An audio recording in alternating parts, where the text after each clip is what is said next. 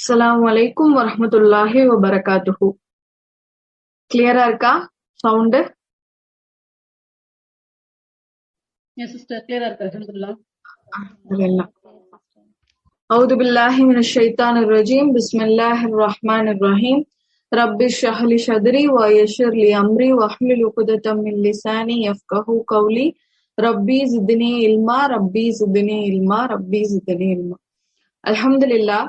அல்லாஹுடைய மாபெரும் கிருபையால் ரமலானுடைய மாதத்துல சுவனம் உங்களுக்காக காத்து கொண்டிருக்கிறது அப்படிங்கிற தலைப்புல ஒரு 8 நாட்களா சுவனம் தொடர்பான செய்திகள் பத்தியும் அதுல இருக்கக்கூடிய சுவனவாசிகள் பத்தியும் அதுல என்னென்னலாம் நன்மை கிடைக்கும் அப்படிங்கறத பத்தி செய்திகளையும் பார்த்துட்டே வரோம்.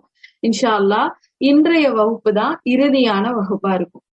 நேத்து நம்ம வகுப்பை முடிக்கும் போது ஒரு சில கேள்விகள் கேட்டிருந்தோம், நினைவு இருக்கா? உங்களுடைய சுவனம் எப்படி இருக்கணும்னு நீங்க ஆசைப்படுறீங்க? அங்க நீங்க முதல்ல யார சந்திக்கணும்னு ஆசைப்படுறீங்க? நீங்க சொர்க்கத்துல போய் யார்கிட்ட உரையாடணும்னு ஆசைப்படுறீங்க?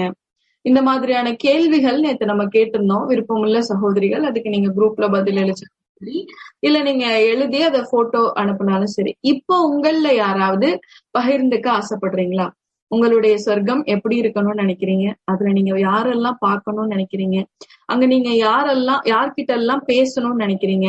அதையும் தாண்டி நம்ம சொர்க்கத்துல நிறைய வர்ணனைகள் பார்த்தோம். இந்த ஒரு விஷயம் என்ன சொர்க்கவாசியா மாத்தணும் அப்படிங்கிறது எனக்கு இன்னும் கொஞ்சம் அதிக தூண்டுதலா இருந்தது அப்படின்ற ஏதாவது பகிர்ந்துக்க ஒரு விஷயம் இருந்தாலும் பகிர்ந்துக்கலாம். உங்கள யாராவது பகிர்ந்துக்கிறீங்களா? பேசுறீங்களா?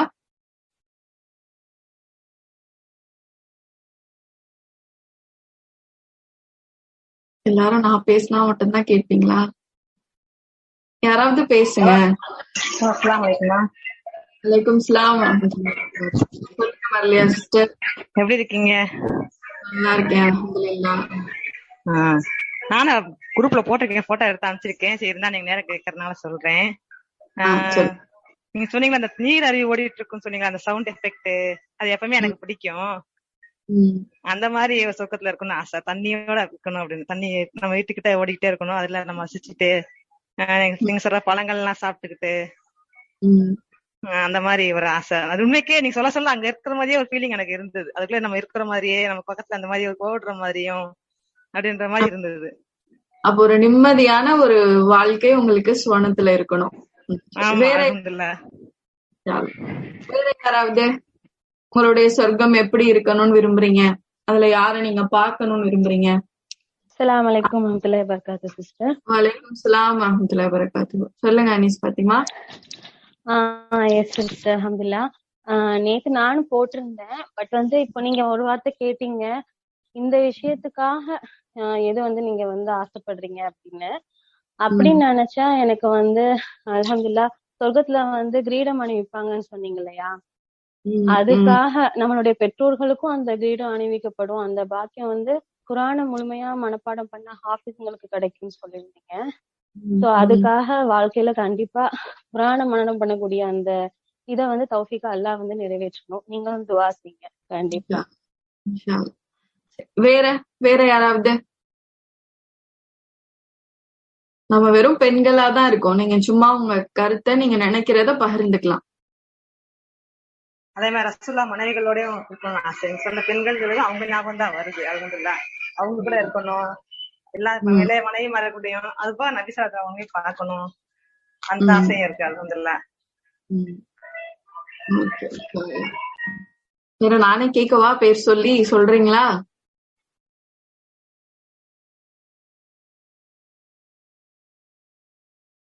சரி கேளுங்கம்மா, நீங்க கேளுங்க.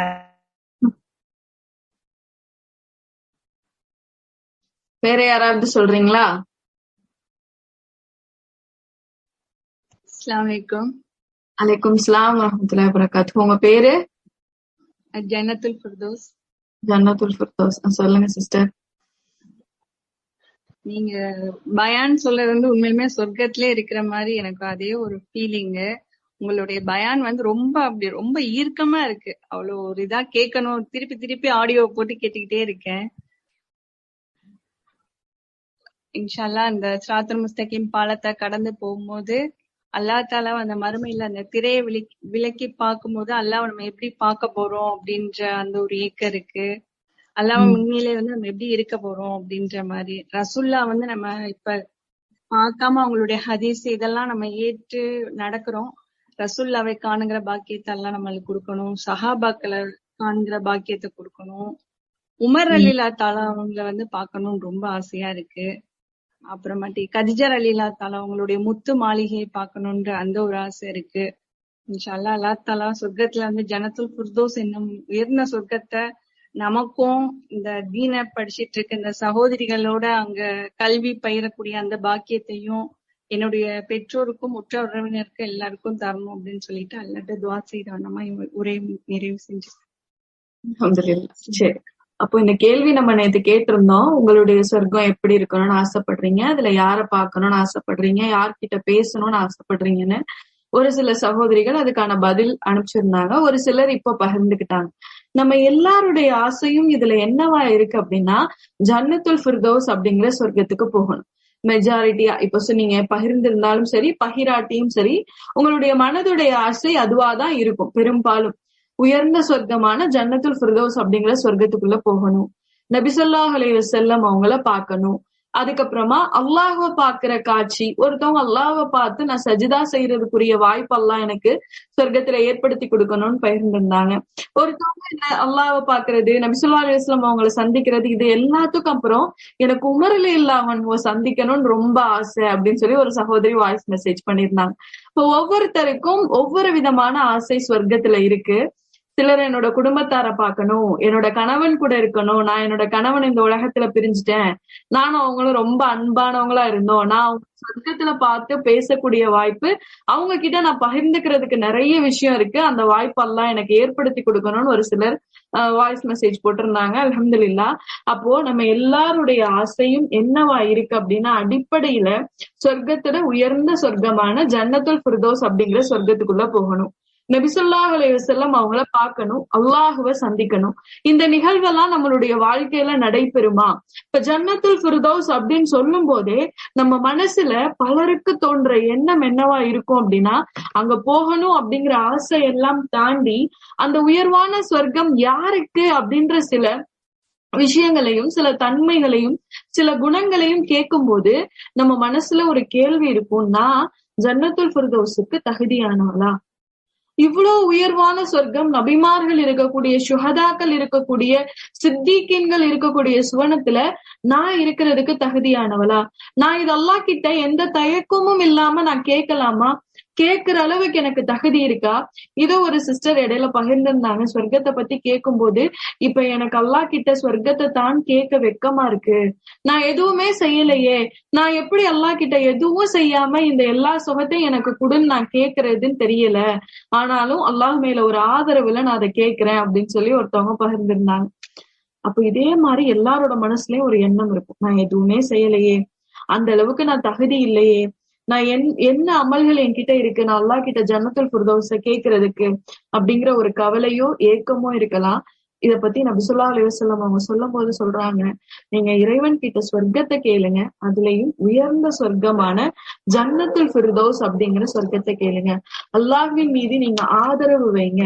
நம்ம யாரும் நம்மளுடைய அமல்களை கொண்டு நாளை சொர்க்கத்துக்குள்ள நுழைய போறதே இல்லை.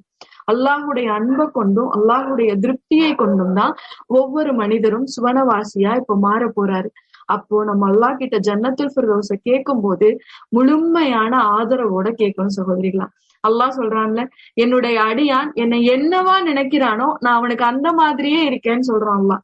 அப்போ நம்ம அல்லாஹ் ரொம்ப கொடூரமானவனா, அச்சுறுத்தக்கூடியவனா, ரொம்ப பயங்கரமானவனா நினைக்காம அல்லாஹ் அன்பானவனா, தவறே செஞ்சிருந்தாலும் என்ன என் இறைவன் மன்னிப்பான் அப்படிங்கிற எண்ணத்தோட, என்னுடைய தவறுகளை அல்லாஹ் தடயமின்றி மன்னிப்பான் அப்படிங்கிற எண்ணத்தோட சொர்க்கம், உயர்ந்த சொர்க்கமான ஜன்னத்துல் ஃபிர்தௌஸ் அப்படிங்கிறத கேட்க சொல்லி நபி ஸல்லல்லாஹு அலைஹி வஸல்லம் அவங்க சொல்றாங்க, அல்லாஹ் மேல ஆதரவு வைங்க, அல்லாஹ் மேல அன்பு வைங்க. நம்ம அல்லாஹ் கிட்ட ஒரு விஷயத்த தகுதியே இல்லாம கேட்கிறோம், எந்த அடிப்படையில கேட்கிறோம்? அல்லாஹ் மேல உள்ள அன்பு, எப்படியும் அல்லாஹ் எனக்கு கொடுத்துருவான், நான் அல்லாஹ்வை நேசிக்கிறேன், அல்லாஹ்வும் என்னை நேசிப்பான், எனக்கு அந்த அந்தஸ்தை கொடுப்பான் அப்படிங்கிற ஒரு ஆதரவு. உமர் ரலியல்லாஹுனுடைய ஆதரவு இது மாதிரிதான் இருந்தது. உமர் ரலியல்லாஹு பகிர்ந்துக்கிறாங்க, நாளை மறுமையில் ஒரு அழைப்பாளர் வந்து இந்த ஒட்டுமொத்த மக்களும் நரகவாசிகளா ஆக போறாங்க, ஒரே ஒரு மனிதர் மட்டும்தான் சொர்க்கவாசி அப்படின்னு அவர் ஒரு அறிவிப்பு செஞ்சா அந்த ஒரு மனிதர் நானாக இருக்கணும்னு ஆதரவு வைப்பேன். அல்லாஹ் மேல எவ்வளோ அன்பு வைக்கிறாங்க, எவ்வளவு அன்பு, அது நானா இருக்கணும், அது எனக்குதான் அல்லாஹ் நீ தரணும் அப்படிங்கிற ஒரு ஏக்கத்தோட உமர் ரலியல்லாஹு சொல்றாங்க, அந்த ஒரு மனிதரா நானா இருக்கணும்னு ஆதரவு வைப்பேன்.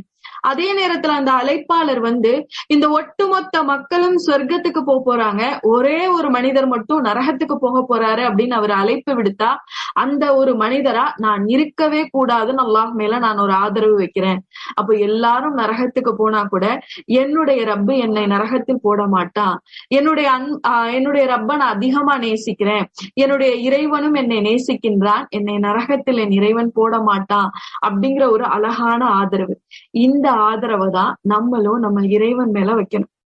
நான் என்ன அமல்கள் செய்திருந்தேனோ குறைவா இருக்கோ அது நிறைவா இருக்கோ, யா அல்லாஹ் என் மேல நீ இரக்கம் காட்டு, என் மேல நீ அன்பு பொழி, நான் என்ன தவறுகள் செஞ்சிருந்தாலும் அதை நீ மன்னிச்சுட்டு என்ன சொர்க்கவாசியா மாத்து, அதுவும் ஜன்னத்துல் ஃபிர்தௌஸ் அப்படிங்கிற சொர்க்கத்துல என்ன நுழையவை. நம்ம அல்லாஹ் கிட்ட ஆதரவின் அடிப்படையில ஒரு விஷயத்த திரும்ப திரும்ப கேட்டுட்டே இருந்தோம்னு வச்சுக்கோங்களேன், அல்லாஹ் மேல முழுமையா நம்பிக்கை வச்சு இதை என்னுடைய இறைவன் எனக்கு தருவான் அப்படிங்கிற முழு ஆதரவோட ஒரு விஷயத்த நம்ம அல்லாஹ் கிட்ட திரும்ப திரும்ப கேட்டுட்டே இருந்தோம் அப்படின்னா அந்த விஷயத்துக்கு தகுதியானவங்களா அல்லாஹ் இப்ப நம்மள மாத்திருவோம். நான் ஜன்னத்துல் ஃபிர்தௌஸ்க்கு போற அளவு என்கிட்ட நன்மைகள் இல்ல, அல்லாஹ் கிட்ட கேளுங்க என்ன அந்த சுவனத்துடைய ஒரு மனிதரா மாத்து அப்படின்னு நம்ம தொடர்ந்து துவா கேட்டோம் அப்படின்னா அந்த சுவனத்திற்கு உள்ள மனிதருக்கு என்னென்ன குணங்கள் இருக்குமோ அந்த குணங்கள் எல்லாத்தையும் இப்ப அல்லாஹ் நம்ம கிட்டயும் ஏற்படுத்த ஆரம்பிப்பான். நம்மளுடைய வேலை வெறுமன அன்பும் ஆதரவும் வச்சு துவா செய்யறதோட மட்டும் நின்றாம அதுக்குள்ள போறதுக்கு என்னென்ன வழிகள் இருக்கோ அந்த வழிகளை அட்லீஸ்ட் முயற்சியாவது பண்ணணும். இது கஷ்டம், இது என்னால முடியாது அப்படின்னு ஒதுங்கி இருக்காம அந்த உயர்வான சொர்க்கத்துக்கு போகிறதுக்கு என்னென்ன தகுதி எனக்கு தேவை அதுல நான் முயற்சியாவது இருக்கணும். நபி ஸல்லல்லாஹு அலைஹி வஸல்லம் அவங்க சொல்றாங்கல்ல, ஒரு மனிதன் ஆரோக்கியமாக இருக்கும் பொழுது, பயணத்தில் இல்லாமல் தன்னுடைய வீட்டில் இருக்கும் பொழுது என்னென்ன நல் அமல்கள் செய்கிறாரோ, இப்ப அவர் தொடர்ந்து லுஹா தொழுகக்கூடியவரா இருக்காரு, இல்ல தொடர்ந்து இந்த திங்கள் வியாழன் நோன்பு வைக்கக்கூடியவங்களா இருக்காங்க, இல்ல அவங்க தொடர்ந்து ஒரு இடத்துக்கு போய் சதக்கா செய்யக்கூடியவங்களா இருக்காங்க ஆரோக்கியமா இருக்கும்போது. இப்ப அந்த மனிதர் நோய்வாய்ப்பட்டுட்டா அப்ப நோய்வாய்ப்படும் போது இந்த நல்ல அமல் எல்லாம் செய்ய முடியுமா? செய்ய முடியாது தானே. அப்ப அல்லாஹ் என்ன செய்யறான், அவர் பலவீனமா இருக்கும் பொழுது, அவர் ஆரோக்கியமா இருக்கும் போது என்னென்ன அமல்கள் செஞ்சாரோ அது போலவே ஒரு கூலி அல்லாஹ் இப்ப ஒரு பலவீனத்தின் காரணமாக செய்யாமல் இருக்கும் போதும் அல்லாஹ் தர்றான். இப்ப அல்லாஹ் நீங்க கவனிக்கிறது எல்லாமே அவன் மேல அச்சம் இருக்கா, அவன் மீது அன்பு இருக்கா, அவன் மீது ஆதரவு இருக்கா, அந்த ஆதரவை பயன்படுத்தி நம்ம அவனை நெருங்கிறதுக்கு எந்த அளவு முயற்சி செய்யறோம். அல்லாஹ் நம்மளுடைய உள்ளங்களை தான் பாக்குறான். நம்ம அமல்களுடைய வெயிட்ட பார்ப்பதை விட நம்ம அல்லாஹ்வை எப்படி உணர்ந்திருக்கோம், எவ்வளவு முயற்சி செஞ்சிருக்கோம் அப்படிங்கறதான் அல்லாஹ் பாக்குறான். அப்ப ஜன்னத்துல் ஃபிர்தௌஸ் அப்படிங்கிறது எங்கேயோ தூரமா இருக்கிற ஒரு இடம், நம்மளுக்கு கிடைக்காது அப்படின்னு நினைக்காம நபி ஸல்லல்லாஹு அலைஹி வஸல்லம் அவங்க சொன்ன மாதிரி அது அல்லாஹ் கிட்ட நம்ம ஆதரவோட கேட்போம். அதுக்குள்ள நுழையிறதற்கு என்னென்ன அமல்கள் இருக்கோ அதுக்கான முயற்சிகளை நம்மளுடைய மரணம் வரை மேற்கொள்வோம் இன்ஷா அல்லாஹ். இப்போ இந்த ஜன்னத்துல் ஃபிர்தௌஸ் அப்படிங்கிற மாதிரி மறுமையில இன்னும் ஒரு உயர்வான ஒரு பதவி இருக்கு, வசீலா அப்படின்னு ஒரு பதவி. தெரியுமா இது யாருக்கு இருக்கு வசீலா? வசீலாவை பத்தி என்ன செய்தி உங்களுக்கு தெரியும்?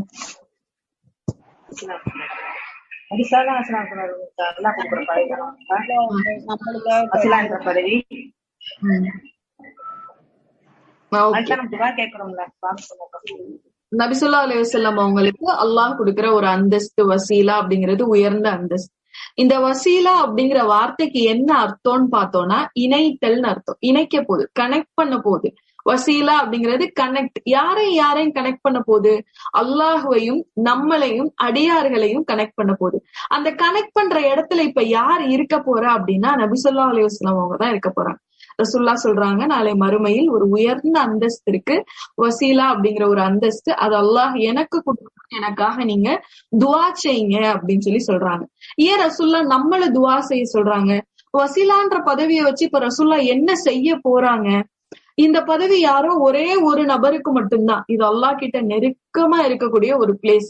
இது ஒரு நபருக்கு தான் கிடைக்க போகுது. இந்த பதவியை வச்சு நபி ஸல்லல்லாஹு அலைஹி வஸல்லம் அவங்க நாளை மறுமையில் என்ன செய்ய போறாங்கன்னா தன்னுடைய உம்மத்திற்காக பரிந்துரை செய்ய போறாங்க. அப்ப நம்ம இந்த பூமியில் இருக்கும்போது ரசூல்லாவுக்காக வசீலாவை தேடி இருந்தாதானே நாளைக்கு ரசூல்லா அந்த வசீலாவின் மூலமா நம்மளுக்கு பரிந்துரை செய்யக்கூடியவங்களா இருப்பாங்க. அப்ப நம்ம அல்லாஹ்வின் மீது ஆதரவு வச்சு துவா செய்யும் போது ஜன்னத்துல் ஃபிர்தௌஸ கேட்டும் அல்லாஹ் கிட்ட துவா செய்யணும். நபி ஸல்லல்லாஹு அலைஹி வஸல்லம் அவங்களுக்கு யா அல்லாஹ் இந்த வசீலா அப்படிங்கிற அந்தஸ்தை கொடு அப்படிங்கிறதையும் நம்ம அதிகமா துவா செய்யணும். இந்த வசீலாவுடைய அந்தஸ்தின் மூலமா இப்ப பயனடைய போறதும் நம்மதான். நம்மளுக்குதான் இப்ப நபி ஸல்லல்லாஹு அலைஹி வஸல்லம் அவங்க பரிந்துரையும் செய்ய போறாங்க. யாருக்குமே எந்த தூதருக்குமே கிடைக்காத ஒரு வாய்ப்பு நபி ஸல்லல்லாஹு அலைஹி வஸல்லம் அவங்களுக்கு மட்டும்தான் கிடைச்ச வாய்ப்பு. அவங்க மட்டும்தான் தன்னுடைய உம்மத்துக்காக நாளை மறுமையில பரிந்துரை செய்யக்கூடியவங்களா இருப்பாங்க. அவங்க ஒவ்வொரு முறை சஜிதாவில் விழுந்து அல்லாஹ் கிட்ட துவா கேட்டுட்டே இருப்பாங்க. அப்ப அல்லாஹ் நீங்க எந்திரிக்கவே மாட்டீங்களா? எந்திரிங்க, உங்களுக்கு என்னதான் வேணும் அப்படின்னு கேட்கும் போது யா அல்லாஹ் என்னுடைய உம்மத்தை நீ நரக நெருப்புல இருந்து விடுதலை செய்யணும். அப்ப அல்லாஹ் ஒரு மனிதர்களை நரகத்துல இருந்து விடுதலை செய்யலாம். இது மாதிரி 3 முறை நபி ஸல்லல்லாஹு அலைஹி வஸல்லம் அவங்க நம்மளுக்காக நாளை மறுமையில பரிந்துரை செய்யக்கூடியவங்களா இருக்காங்க. இமாம் அல் ஹாக்கா ரஹ்மத்துல்லாஹ் அவங்க கிட்ட ஒரு விஷயம் கேட்கப்படுது. அந்த காலத்துல இருந்த மக்கள் எல்லாம் இமாம் அல் ஹாக்கா கிட்ட கேக்குறாங்க, எங்களுக்கு சொர்க்கத்துக்கு போகணும் அப்படிங்கறத தூண்டுற, சொர்க்கத்துக்கு கண்டிப்பா நாங்க போகணும் அப்படிங்கிற எண்ணம் எங்க கிட்ட ஏற்படுற வகையில எங்களுக்கு ஏதாவது ஒரு விஷயம் சொல்லுங்களேன்.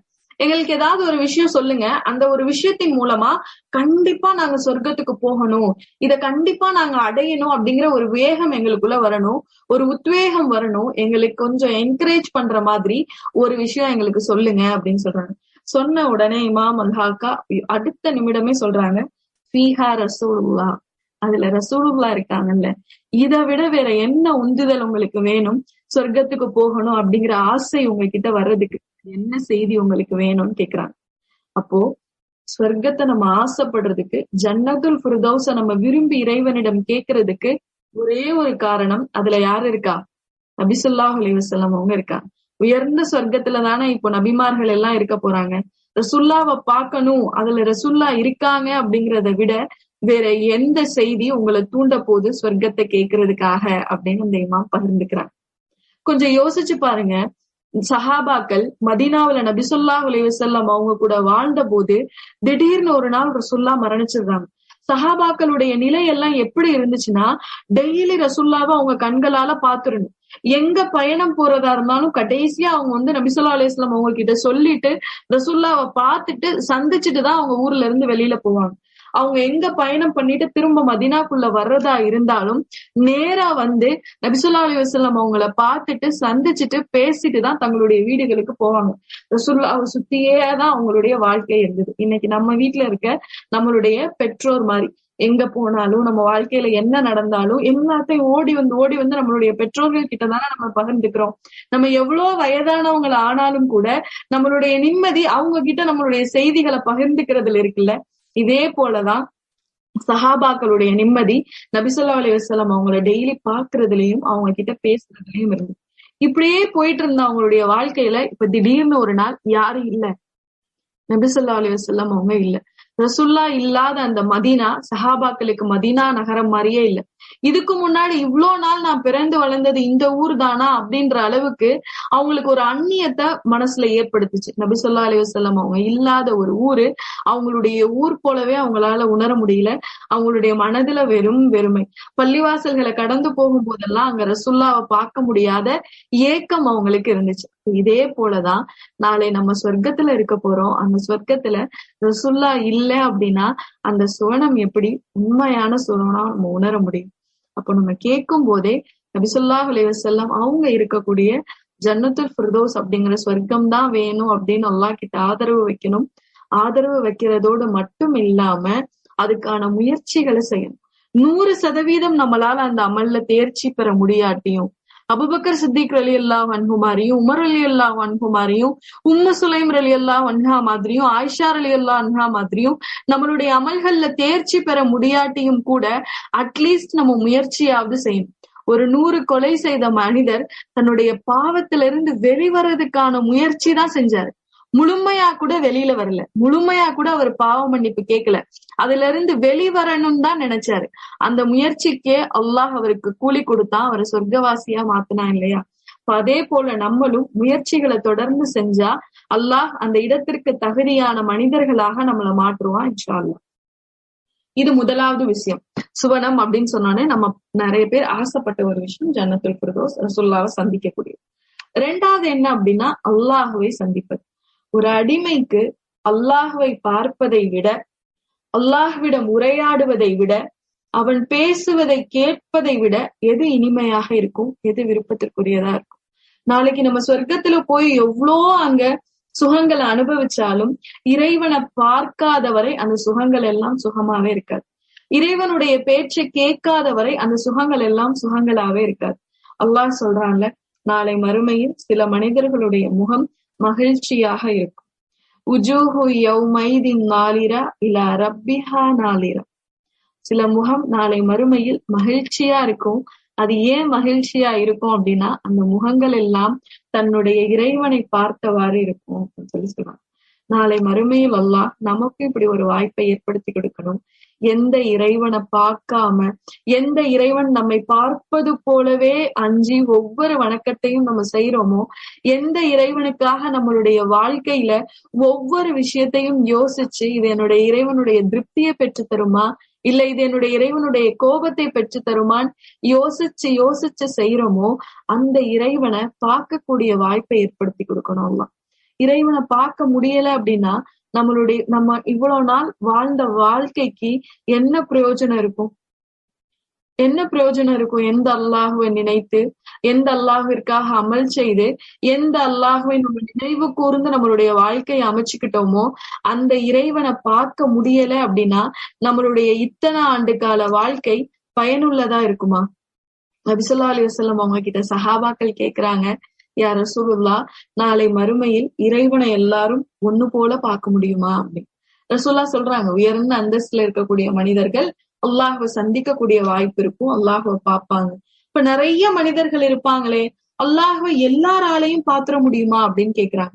கேட்கும் போது நபி ஸல்லல்லாஹு அலைஹி வஸல்லம் அவங்க சொல்றாங்க, நீங்க முழு நிலவை பார்ப்பதில் உங்களுக்கு ஏதாவது கஷ்டம் இருக்கா? முழு நிலவை நீங்க வானத்துல பார்க்கும்போது அங்க உங்களுக்கு ஏதாவது தடை இருக்கா?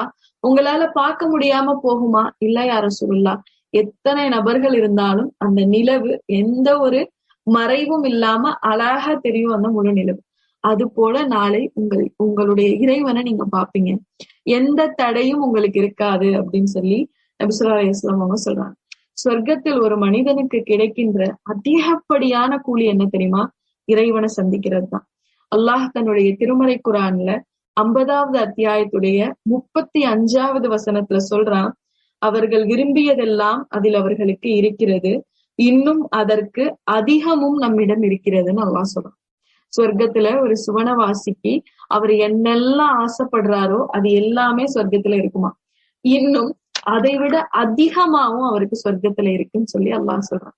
இதே போல நபி ஸல்லல்லாஹு அலைஹி வஸல்லம் அவங்க சொல்றாங்க, யார் ஒருவர் அதிகமான முயற்சிகளை எடுத்து தன்னுடைய இறைவனை நெருங்குகிறாரோ அவருக்கு அதிகப்படியான கூலிகள் உண்டுன்னு சொல்றாங்க.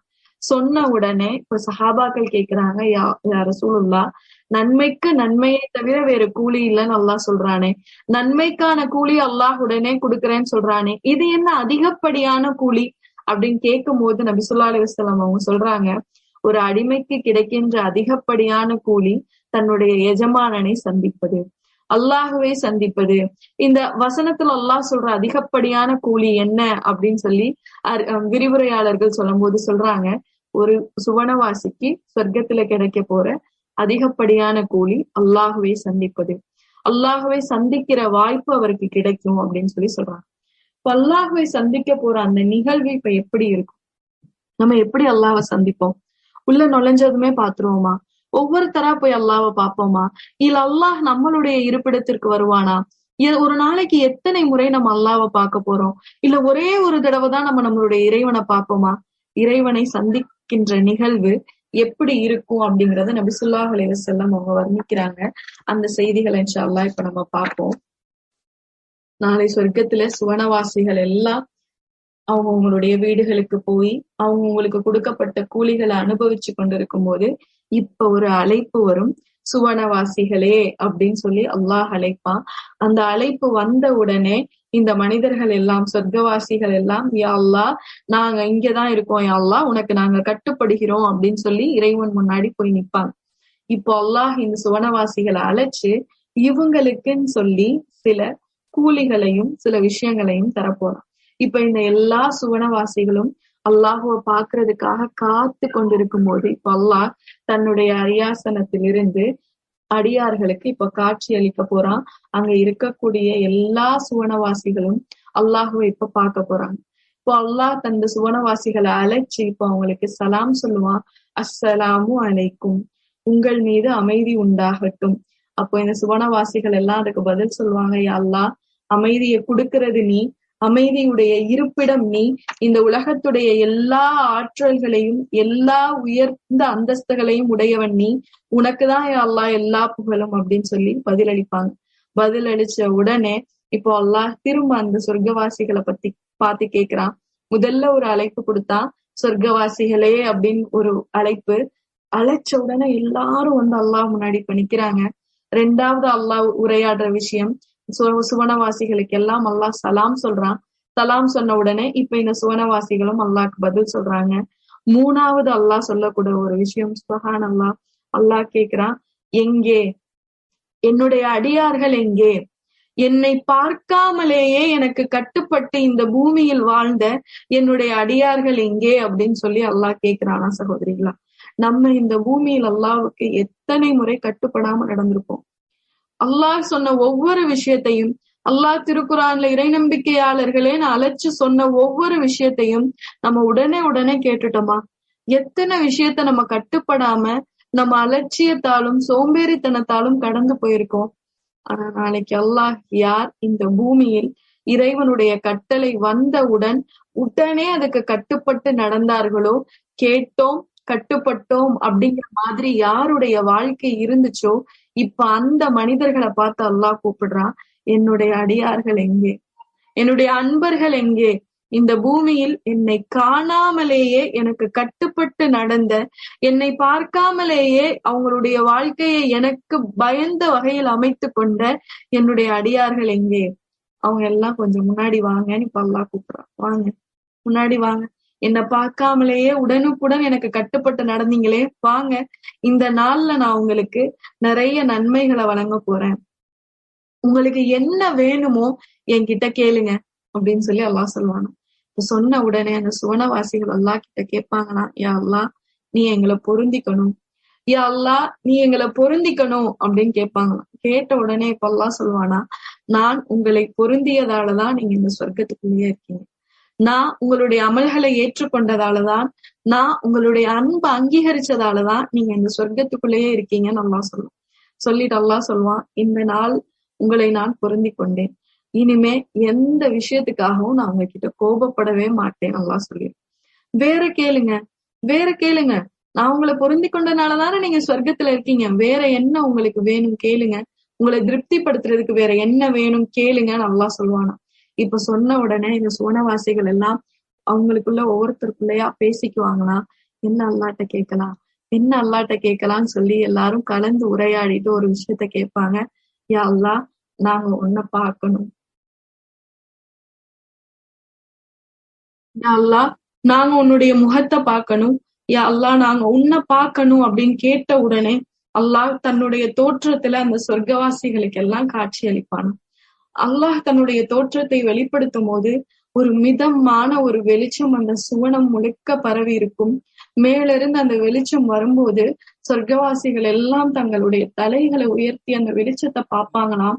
அந்த வெளிச்சம் தங்கள் மேல அப்படியே படும் பொழுது அவங்க வாழ்க்கையில இதுவரைக்கும் பட்ட கஷ்டங்கள் எல்லாம் மறந்து போயிருமா. அல்லாஹுடைய அந்த ஒளி அவ்வளோ இதமானதா அந்த சொர்க்கவாசிக்கு இருக்கும். அது அவருடைய முகத்துல பட, அது அவருடைய உடம்புல பட, தன்னை ரொம்ப இலகுவான மனிதரா உணர்வாரு. தன்னுடைய கவலைகளை எல்லாம் அது அந்த சொர்க்கவாசிக்கு மறக்க வச்சிரும். இப்போ அல்லாஹ் தன்னுடைய தோற்றத்தை வெளிப்படுத்தினதுக்கு அப்புறமா ஒவ்வொரு மனிதர்கிட்டையும் அல்லாஹ் உரையாடுவான். தனித்தனியான இப்ப பொதுவான உரையாடல்கள் முடிஞ்சது போலவே இந்த சொர்க்கவாசிகள் அல்லாஹ் என்ன செய்யறானா தனித்தனியா அழைச்சும் அல்லாஹ் என்ன செய்யறானா உரையாடுகிறான். அப்போ அல்லாஹ் கேட்பான அந்த அடியார்களை தனியா கூப்பிட்டு பேசும்போது, உங்களுக்கு இந்த நேரத்துல நீங்க இப்படி ஒரு தவறு செஞ்சீங்க, அது உங்களுக்கு ஞாபகம் இருக்கா அப்படின்னு. அப்ப அந்த அடியார்கள் சொல்லுவாங்களாம், யா அல்லாஹ் எங்களுடைய அந்த தவறை நீ மன்னிச்சிரியா அல்லாஹ், நான் அதை தெரியாம செஞ்சுட்டேன் யா அல்லாஹ், நீ அந்த தவறை மன்னிச்சிரியா அல்லாஹ் அப்படின்னு சொல்லுவாங்க. சொல்லும் போது அல்லாஹ் சொல்லுவானா, அந்த தவறை மன்னிச்சதாலதான் நீங்க இந்த இடத்துல இருக்கீங்க, நான் உங்களை மன்னிச்சிட்டேன். அப்போ அல்லாஹ் இங்க என்ன நம்மளுக்கு உணர்த்த வரா அப்படின்னா, உங்களுடைய செயல்கள் உங்களை சொர்க்கத்துக்கு கூட்டிட்டு வரல, என்னுடைய அன்பும் என்னுடைய கருணையும் உங்களை சொர்க்கத்துக்கு கூட்டிட்டு வந்திருக்கு. நீங்க இந்த பாவம் செஞ்சிருந்தாலும் நான் உங்களை மன்னிச்சுட்டேன், மன்னிச்சதாலதான்ப்பா நீ இங்க இருக்க அப்படின்னு சொல்லி அல்லாஹ் அந்த சொர்க்கவாசி கிட்ட சொல்லுவானா. அப்போ அல்லாஹ் நாளைக்கு நம்மளையும் அல்லாஹை பார்க்கக்கூடிய மகிழ்ச்சியை நமக்கு அல்லாஹ் கொடுக்கணும், அல்லாஹ்விடம் உரையாடக்கூடிய மகிழ்ச்சி அல்லாஹ் நம்மளுக்கு கொடுக்கணும், அல்லாஹ் தனிமையில் நம்ம கிட்ட உரையாடக்கூடிய மகிழ்ச்சியையும் அந்த இன்பத்தை அனுபவிக்கிற வாய்ப்பையும் அல்லாஹ் நம்மளுக்கு கொடுக்கணும். சொர்க்கத்துல எவ்வளோ இன்பங்கள் கொடுக்கப்பட்டாலும் இறைவனை பார்ப்பதை போன்ற ஒரு இன்பமும் இறைவனிடம் உரையாடுவதை போன்ற ஒரு இன்பமும் இந்த உலகத்துல எதுவுமே இருக்காது. அதனாலதான் அல்லாஹ் சொன்னா, இந்த சொர்க்கம் எந்த கண்ணும் பார்த்திராத, எந்த காதும் கேட்டிராத, எந்த மனிதனும் கற்பனை செய்ய முடியாத அளவு இருக்கும்.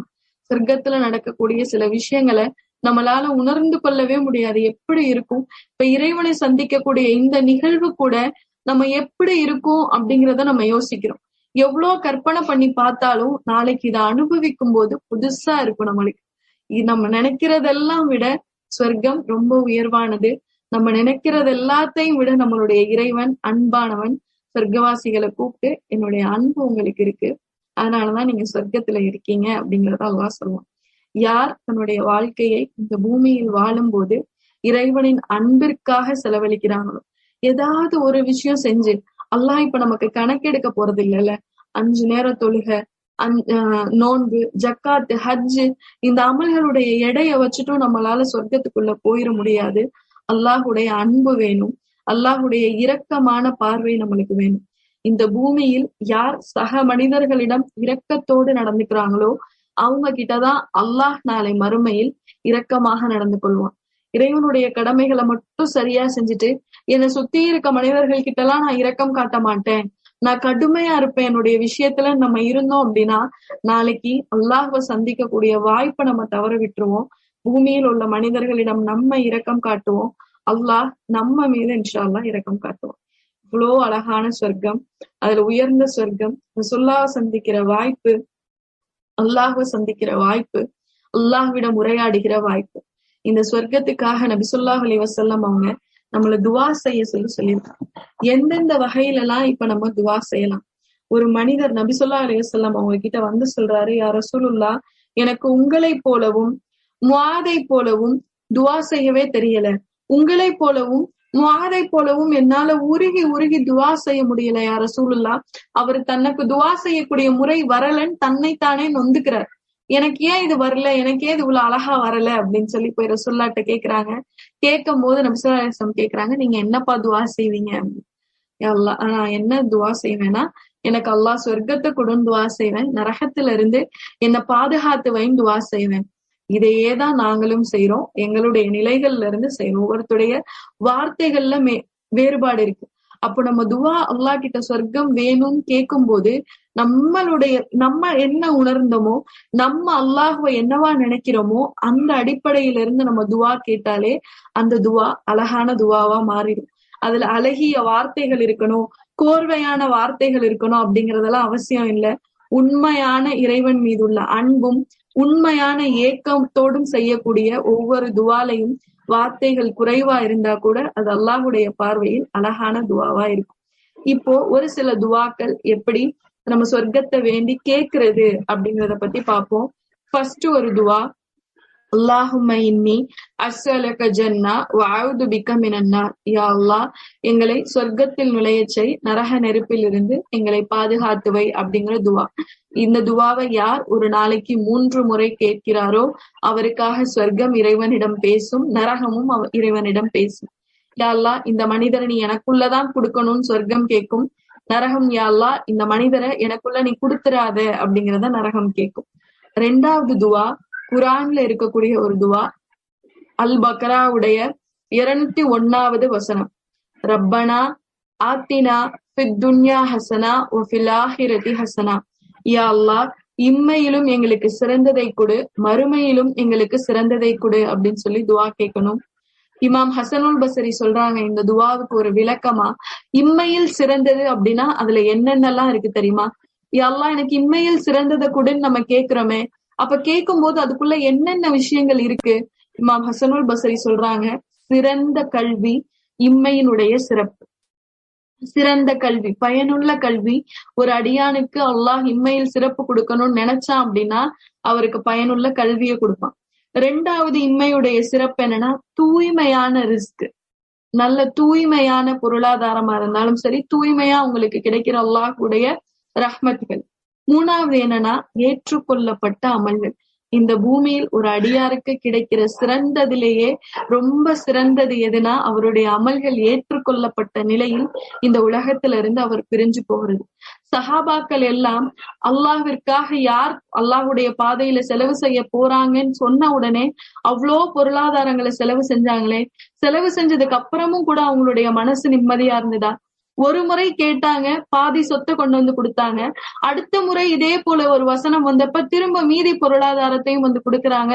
திரும்ப வரும்போது திரும்பவும் முளைச்சு கொண்டு வந்து பொருளாதாரத்தை கொடுக்குறாங்க. எதனால கொடுத்தாங்க? ஒரு தடவை தான் நம்ம கொடுத்துட்டோம்ல, அதுக்கான கூலி அல்லாஹ் கொடுத்துருவான்ல அப்படின்னு சொல்லி அவங்க நிக்கல. ஒவ்வொரு முறை இது போல விஷயங்கள் வரும்போது அவங்க அல்லாஹ்வுடைய பாதையில செலவு செஞ்சுட்டே இருந்தாங்க. ஏன்னா அவங்களுக்குள்ள ஒரு ஏக்கம் இருந்தது, நம்ம செஞ்சதை அல்லாஹ் ஏத்துக்கிட்டானா ஏத்துக்கலையா? நம்ம முன்னாடி செஞ்சதை இறைவன் ஏத்துக்காட்டி என்ன செய்யறது? அப்ப இதை நம்ம செய்வோம், இது அல்லாஹ் ஏத்துக்கணும் அப்படின்னு. அப்போ ஒரு அடியானுக்கு பூமியில் கிடைக்கக்கூடிய சிறப்புகள், ரப்பனா ஆத்தினா ஃபித் துன்யா ஹசனா, இந்த உலகத்தில் கிடைக்கக்கூடிய சிறப்பு, பயனுள்ள கல்வி, தூய்மையான ரிஸ்க், மூணாவதா அங்கீகரிக்கப்பட்ட அமல்கள். நம்மளுடைய அமல்களும் அங்கீகரிக்கப்பட்ட அமல்களா இருந்தாதான் இந்த உலக வாழ்க்கை நம்மளுக்கு சிறந்ததா இருக்கும். மறுமையில என்ன சிறந்தது அப்படின்னா இமாம் ஹசனுல் பஸ்ரி சொல்றாங்க, சொர்க்கமும் நபி ஸல்லல்லாஹு அலைஹி வஸல்லம் அவர்களை பார்ப்பதும் அல்லாஹுவை பார்ப்பதும் அல்லாஹுடன் உரையாடுவதையும் தவிர சொர்க்கத்தில் வேற என்ன, மறுமையில் வேற என்ன சிறந்ததா இருக்க முடியும்?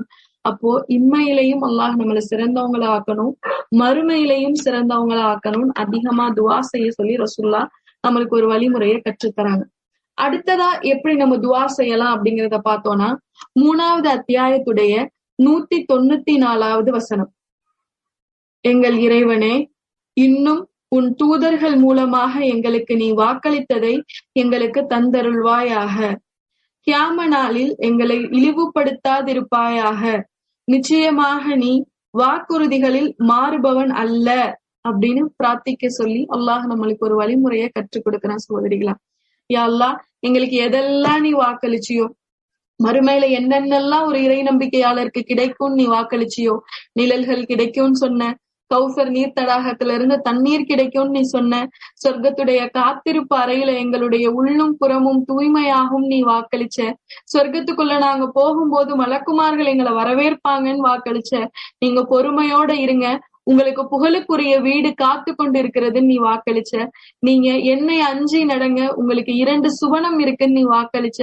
எதெல்லாம் நீ எங்களுக்கு வாக்களிச்சாயோ அதெல்லாம் நீ எங்களுக்கு ஏற்படுத்தி கொடுயா அல்லாஹ், சொர்க்கத்தை எங்களுக்கு வாய்ப்பாக்கி கொடுயா அல்லாஹ் அப்படின்னு சொல்லி துவா செய்ய சொல்லி நபி ஸல்லல்லாஹு அலைஹி வஸல்லம் அவங்க நம்மளுக்கு கற்றுத்தராங்க. இறுதியா ஒரு துவா நபி ஸல்லல்லாஹு அலைஹி வஸல்லம் அவங்க ஆயிஷா ரலியல்லாஹு அன்ஹுக்கு கற்றுக் கொடுத்த ஒரு துவா. அல்லாஹும்ம இன்னி அஸ்அலுக மின் ஹைரி குல்லிஹி ஆஜிலிஹி வ ஆஜிலிஹி மா அலிம்து மின்ஹு வ மா லம் அலம். இந்த உலகத்தில் நான் அறிந்த அறியாத நல்லவைகளை எனக்கு ஏற்படுத்தி தருவாயாக. நம்ம இதுதான் ஒரு விஷயம் நல்லதுன்னு நினைப்போம். ரசூலுல்லாஹ் எவ்வளவு அழகா கற்றுக் கொடுக்குறாங்க. யா அல்லாஹ், இந்த உலகத்துல நான் அறிந்த நான் அறியாத நன்மைகளை எனக்கு தந்தருள்வாயாக. வஅஊது பிக மின் ஷர்ரி குல்லிஹி ஆஜிலிஹி வ ஆஜிலிஹி மா அலிம்து மின்ஹு வ மா லம் அலம். இந்த உலகத்தில் நான் அறியாத தீங்குகளிலிருந்து, டெக்ஸ்ட் எல்லாம் உங்களுக்கு நான் இதை குரூப்ல ஃபார்வர்ட் பண்ணி விடுறேன். இந்த உலகத்தில் நான் அறியாத தீங்குகளில் இருந்து என்னை பாதுகாத்து வைப்பாயாக. அல்லாஹும்ம இன்னி அஸ்அலுக மின் ஹைரி மா சஅலக அப்துக வ நபியுக. யா அல்லாஹ், உன்னுடைய அடிமைகளும் உன்னுடைய தூதர்களும் உன்னிடம் கேட்ட நன்மையையே நானும் உன்னிடம் கேட்கின்றேன். யா அல்லாஹ். வ அஊது பிக மின் ஷர்ரி மா ஆத பிஹி அப்துக வ நபியுக. உன்னுடைய அடியார்களும் உன்னுடைய தூதர்களும் எந்த தீமையிலிருந்து பாதுகாப்பு கேட்டார்களோ அந்த தீமையிலிருந்து என்னையும் பாதுகாத்து வைப்பாயாக. அல்லாஹும்ம இன்னி அஸ்அலுகல் ஜன்னத வமா கர்ரப இலைஹா மின் கௌலின் அவ் அமலின். யா அல்லாஹ், எனக்கு சொர்க்கத்தை தந்தருள்வாயாக. சொர்க்கத்திற்கு என்னை இட்டு சொல்லக்கூடிய வார்த்தைகள் செயல்களையும் உன்னிடம் நான் கேட்கிறேன். இவ்வளவு அழகான துவா. சொர்க்கத்தை மட்டும் கேட்கலையா அல்லாஹ், எனக்கு சொர்க்கத்தை கொடு, இந்த சொர்க்கத்துக்கு நான் போகக்கூடிய செயல்களையும் வார்த்தைகளையும் உன்னிடம் நான் கேட்கிறேன். அவுது பிக்க மினன் நாரி வமா கர்ரப இலைஹா மின் கௌலின் அவ் அமலின். யா அல்லாஹ், நரகத்திடம் இருந்து நான் உன்னிடம் பாதுகாவல் தேடுகிறேன். என்னை நரகத்துக்கு இட்டு செல்லக்கூடிய ஒவ்வொரு செயலில் இருந்தும் ஒவ்வொரு வார்த்தையில் இருந்தும் நான் உன்னிடம் பாதுகாவல் தேடுகிறேன். இப்படிப்பட்ட துவாக்களை, சொர்க்கத்தை பத்தி நம்ம தெரிஞ்சுக்கிட்டதுக்கு அப்புறமும் இந்த மாதிரியான துவாக்களை நம்ம செய்யாம நம்மளுடைய நாள்களை கடத்தவே கூடாது. ஒவ்வொரு துவாவின் போதும் நம்மளுக்காக ஸ்வர்க்கமும் நரகமும் இறைவன் கிட்ட உரையாடுது. இந்த முறையில நம்மளுடைய மறுமைக்கான துவாவை அமைச்சுக்கணும். சொர்க்கத்தை பத்தி நம்ம இவ்வளோ வர்ணனைகள் படிச்சுட்டோமே, இவ்வளோ விஷயங்கள் தெரிஞ்சுக்கிட்டோமே. ஆனா இது எல்லாத்தையும் விடவும் நம்ம நாளைக்கு இன்ஷா அல்லாஹ் சொர்க்கத்தை அனுபவிக்கும் போது அது வித்தியாசமாதான் இருக்கும். அது ரொம்ப வித்தியாசமாக தான் இருக்கும். ஏன் அப்படின்னா அல்லாஹ் தன்னுடைய திருமறை குர்ஆன்ல சொல்லி காட்டுறான். 32வது அத்தியாயத்துடைய 17வது வசனத்துல, அவர்கள் செய்த விஷயங்களுக்கு கூலியாக மறைத்து வைக்கப்பட்டுள்ள கண் குளிர்ச்சியை, மறுமையின் பேரின்பத்தை எந்த ஒரு ஆன்மாவும் அறிந்து கொள்ள முடியாதுன்னு அல்லாஹ் சொல்றான். இதே அல்லாஹ் தான் குர்ஆன்ல பல இடங்கள்ல சொர்க்கத்துல என்னென்னலாம் இருக்கும்னு சொல்லிட்டான், என்னென்னலாம் கூலி இருக்கும்னு சொன்னான், எப்படிலாம் நதிகள் இருக்க போகுது, எப்படிலாம் பழங்கள் இருக்க போகுது.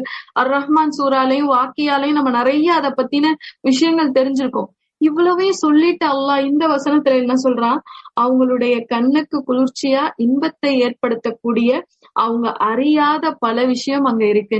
அப்போ அல்லாஹ் சொன்ன விஷயம் கம்மிதான், சொல்லாத விஷயம் இன்னும் எவ்வளவோ சொர்க்கத்துல ஒரு சுவனவாசிக்காக காத்து கொண்டிருக்கிறது.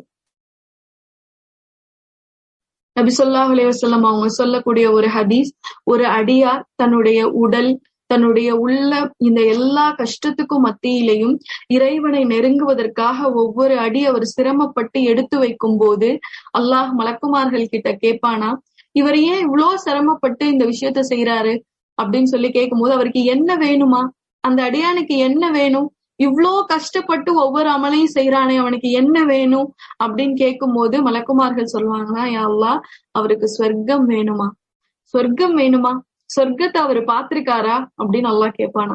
இப்போ மலக்குமார்கள் சொல்லுவாங்கன்னா, இல்லையா அல்லாஹ், சொர்க்கத்தை அவரு பார்த்ததில்லை. சொர்க்கத்தை பார்க்காமலேயே இப்படி அவர் துவா செய்யறாரே, சொர்க்கத்தை பார்த்தா அவர் என்ன செய்வாரு அப்படின்னு. இப்ப மலக்குமார்கள் சொல்லுவாங்கன்னா, சொர்க்கத்தை மட்டும் அவர் பார்த்தா அதுக்குள்ள வர்றதுக்கு என்ன அமல்கள் இருக்கோ அதை விடாம செஞ்ச ஒரு சொர்க்கவாசியா மாறிடுவாரு.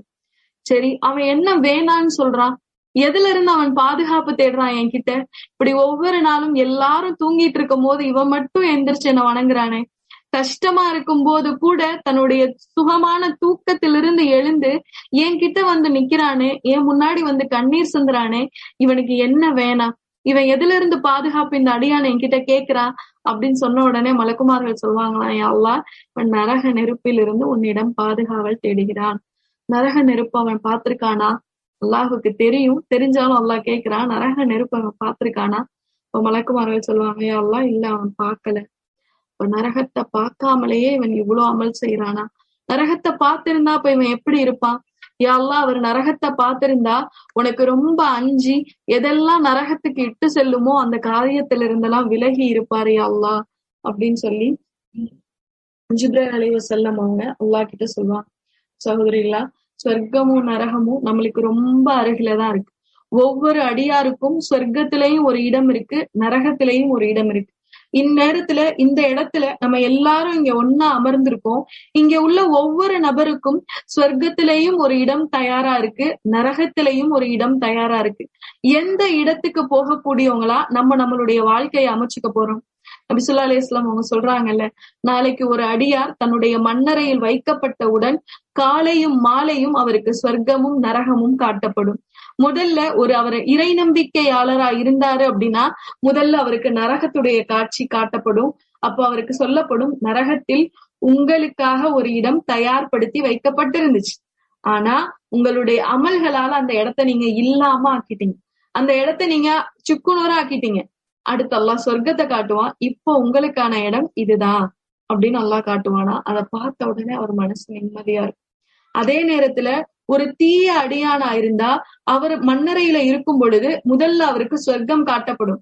உங்களுக்காக சொர்க்கத்தில் சகல இன்பங்களோட ஒரு இடம் தயாரா இருந்துச்சு, ஆனா நீங்க உங்களுடைய அமல்களால அந்த இடத்தை இல்லாம ஆக்கிட்டீங்க, இப்போ உங்களுக்கான இடம் நரகத்துல இதுதான் அப்படின்னு காட்டப்படும். ஒவ்வொரு நாள் காலையும் மாலையும் இதே போல அவருக்கு காட்சிகளும் இதே போல அவனுக்கு வார்த்தையும் சொல்லப்பட்டுட்டே இருக்கும். இந்த காட்சியும் வார்த்தையும் ஒரு இறை நம்பிக்கையாளருக்கு அப்படியே இதமா இருக்கும்.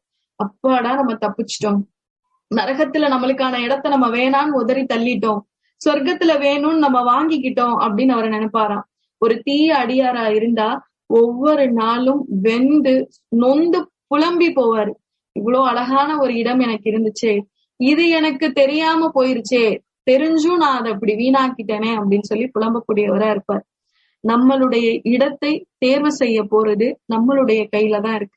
இவ்வளோ வர்ணனைகள் பத்தி கேட்டோமே, இப்ப எந்த இடத்த நம்ம நமக்கான இடமா மாத்திக்க போறோம்? சொர்க்கத்துக்கும் நமக்கும் தடையா இருக்க போறது நம்மளுடைய பாவங்களை தவிர வேற எதுவுமே இல்லை. அல்லாஹ் ஒரு மனிதனை இயல்பாவே சொர்க்கத்திற்குரியவனாதான் படைச்சிருக்கான். இந்த ஹதீஸ்ல இருந்து நம்ம தெரிஞ்சுக்கிற விஷயம் அதுதான். ஏன்னா எந்த ஒரு அடியானும் நரகில் வீழ்வதை அல்லாஹ் விரும்பல.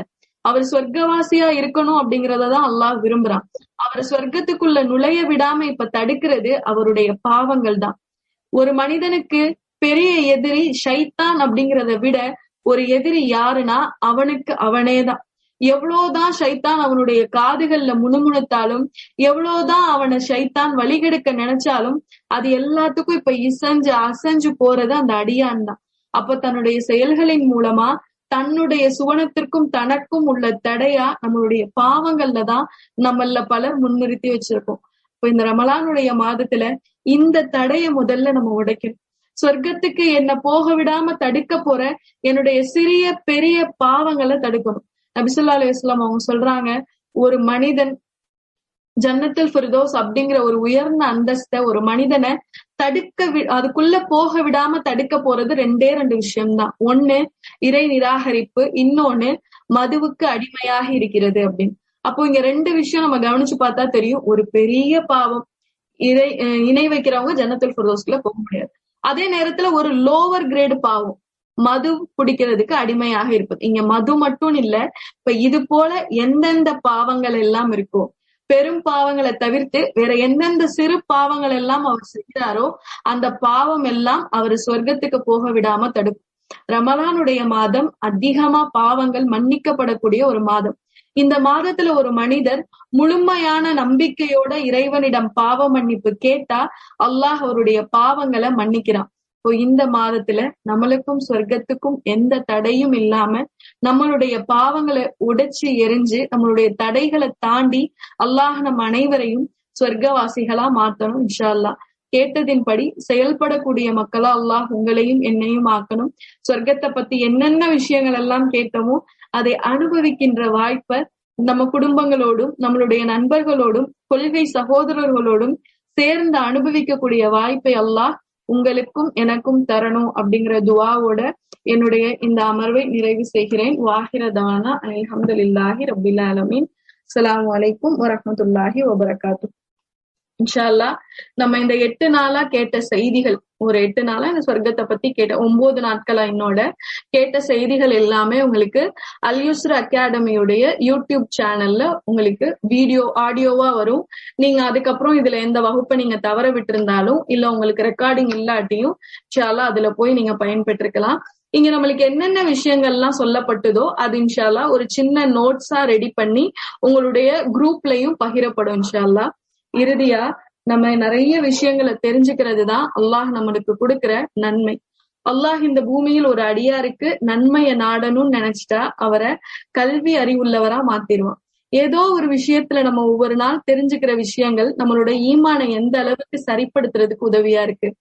அல்யுஸ்ர் அகாடமில இந்த மாதிரி நீங்க கத்துக்கிறதுக்கான ஒரு வாய்ப்பையும் ஏற்படுத்தி கொடுக்குறாங்க. ஆலிமா கோர்சஸும் இருக்கு இன்ஷா அல்லாஹ். டிப்ளமோ கோர்சஸும் நடத்தப்படுது. வாய்ப்புள்ள சகோதரிகள் அதுக்கான போஸ்டர் எல்லாம் உங்களுக்கு குரூப்ல அனுப்புவோம், அதை பாருங்க. வாய்ப்புள்ள சகோதரிகள் இந்த கல்வி கத்துக்கக்கூடிய வாய்ப்பை இன்ஷா அல்லாஹ் பயன்படுத்துங்க. நிறைய பேர் இங்க சொல்லிருந்தீங்க, நீங்க சொன்னது நல்லா இருந்தது, நீங்க சொல்றது எங்களுக்கு சொர்க்கத்துக்குள்ளேயே இருக்கிற மாதிரி இருந்ததுன்னு. அல்லாஹ் பாதுகாக்கணும் பெருமையிலிருந்து எல்லாரையுமே. அல்லாஹ் இந்த மனிதரின் மூலமாதான் தன்னுடைய மார்க்கத்தை மேன்மைப்படுத்தணும் அப்படின்ற எந்த ஒரு தேவையும் அல்லாஹ்க்கு இல்லை. அல்லாஹ் நாடினா ஒரு கல்லை கொண்டு கூட தன்னுடைய காரியத்தை நகர்த்தி முடிக்கிறதுக்கு ஆற்றலுடையவன். இங்க நீங்க பேசும்போது நிறைய விஷயங்கள் நான் ப்ரிப்பேர் பண்ணாத விஷயங்கள் கூட இங்க நான் பல நாள் பேசியிருக்கேன். இதெல்லாம் நானே யோசிப்பேன் எப்படி அப்ப அல்லாஹ் நம்மள ஒரு கருவியாதான் பயன்படுத்துறான். இங்க இருக்கிற யாரோ ஒரு நபருடைய தேவைய அல்லாஹ் என் மூலமா நிறைவேற்றதுக்கு ஒரு வாய்ப்பை கொடுக்கறானே தவிர வார்த்தைகள் எல்லாம் அல்லாஹுடைய வார்த்தை தான். இன்ஷா அல்லாஹ் கேட்டதின்படி செயல்படக்கூடிய மக்களா அல்லாஹ் உங்களையும் என்னையும் ஆக்கியவர்களும் வாஹிரதான அல்ஹம்துலில்லாஹி ரப்பில் ஆலமீன். அஸ்ஸலாமு அலைக்கும் வரஹ்மத்துல்லாஹி வபரகாத்துஹு. கஃபரா ஓதிக்கலாமா? சுப்ஹானக்கல்லாஹும்ம வ பிஹம்திக அஷ்ஹது அல்லா இலாஹ இல்லா அன்த அஸ்தக்ஃபிருக வ அத்தூபு இலைக். அஸ்ஸலாமு அலைக்கும் வரஹ்மத்துல்லாஹி வபரகாத்துஹு.